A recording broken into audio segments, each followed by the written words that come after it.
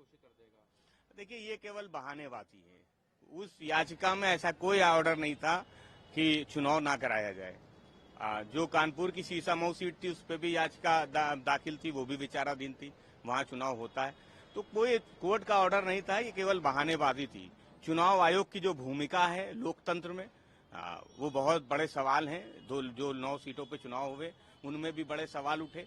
तो भारतीय जनता पार्टी वो सहूलियत की राजनीति करती है और जो संस्थाएं हैं वो कहीं न कहीं भारतीय जनता पार्टी की साथ देती नजर आती है। और इस बाई इलेक्शन में केवल लोकतंत्र को लूटने का काम हुआ है। चुनाव की तारीख जब आएगी मिल्कीपुर की, तो समाजवादी पार्टी तैयारी के साथ जो कुछ भी लोकतंत्र में हुआ है उन सबको देखने के बाद इस चुनाव को मजबूती से लड़ेगी और जीतेगी।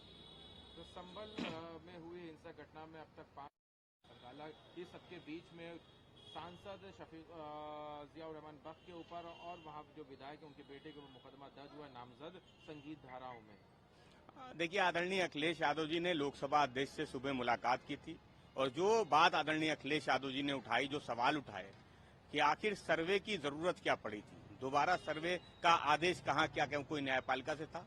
नहीं था।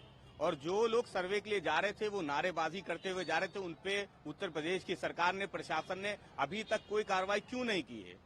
जहां तक हिंसा की बात है, समाजवादी पार्टी संभल के लोगों से अपील करती है कि वो शांति बनाए रखे, न्यायपालिका में विश्वास रखे। समाजवादी पार्टी जो जहां तक सांसद पे मुकदमे का सवाल है, तो न्यायपालिका का रास्ता है, कोर्ट का रास्ता है।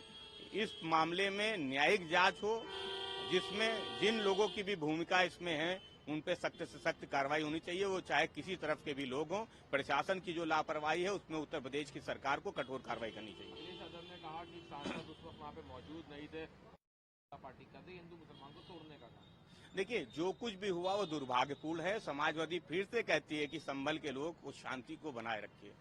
भारतीय जनता पार्टी की सरकार से समाजवादी पार्टी के सवाल वही हैं कि जो सर्वे हुआ वो दोबारा क्यों हुआ, किसके आदेश पे हुआ, क्यों लोगों को भरोसे में नहीं लिया गया। समाजवादी पार्टी समझती है कि जो लोग सर्वे में जा रहे थे, जो नारेबाजी कर रहे थे, उन पे भारतीय जनता पार्टी की सरकार को कार्रवाई करनी चाहिए और इस पूरे प्रकरण की न्यायिक जांच होनी चाहिए।